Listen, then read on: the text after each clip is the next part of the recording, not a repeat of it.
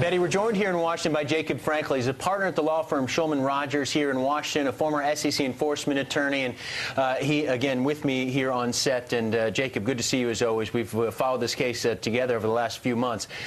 Your sense right now about the developments today, not a huge surprise, given the February SEC civil complaint that we're now at criminal charges. No surprise at all, but what I'm particularly interested in hearing the answer to is what Laurel Calkins was reporting, that there are going to be surprises as to what those surprises are.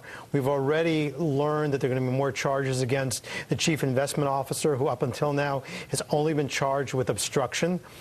We now know that there's going to be the chief accounting officer also charged. But what I find particularly intriguing is there's been this overlay for a long time, and early in the investigation, a lot of discussion about how the U.S. government, particularly the criminal authorities, had been looking at Allen Stanford for a long time, supposedly involving allegations of other things, associations with money laundering, drug dealers, all allegations.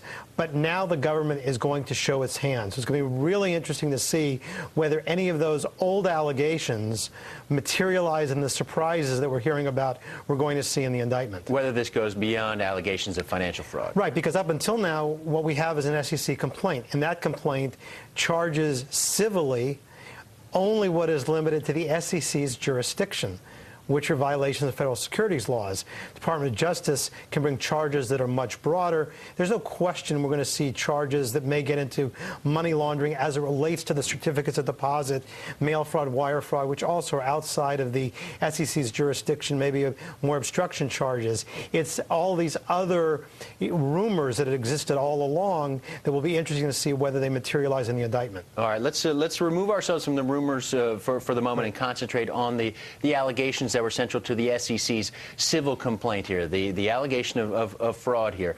How strong is the government's case here? If that is indeed the scope of the criminal charges, how strong is the government's case? Well, I mean, in many respects, I look at it as a garden variety fraud. I know there's been a lot of, a lot of focus on this as a Ponzi scheme.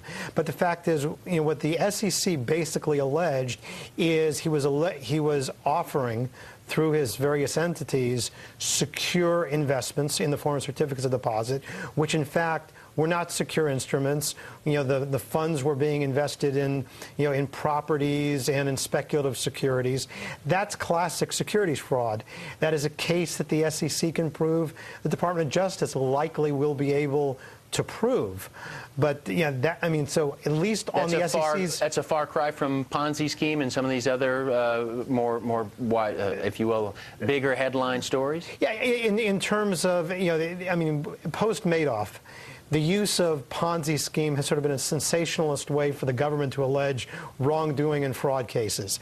And statistically, we've heard that the Department of Justice has opened, on an average, one new Ponzi scheme investigation a day since the Madoff case came out. So yes, this is garden variety securities fraud, provable criminally and civilly. We're just going to have to wait and see exactly what the criminal charges are. All right, we await that indictment and Allen Stanford's appearance in this court in Richmond.